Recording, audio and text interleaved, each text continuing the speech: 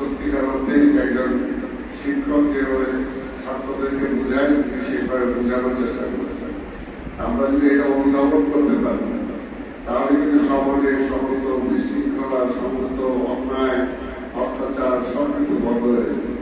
এবং আল্লাহ যে আমাদের ধর্মটা দিয়েছেন, ওই যে জুম্মার নামাজের যে বয়ানগুলো দিয়েছেন, এটাও কিন্তু সেই কারণেই দিয়েছেন।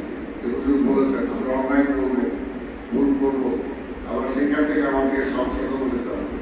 আল্লাহ যাতে আমাদের সবাইকে সংশোধন করার সুযোগ দেয়।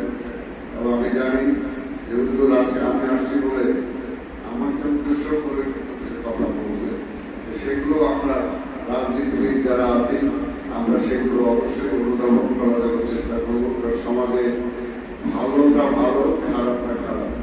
কাজেই আমি আমার দলের নেতা কর্মীদেরকেও বলেছি এবং বলি কোন অন্যায়ের সাথেই জড়িত হওয়া যাবে না। যারা ছিলেন এখন থেকে অন্যায় ছাড়তে হবে, জনগণের কল্যাণে কাজ করতে হবে।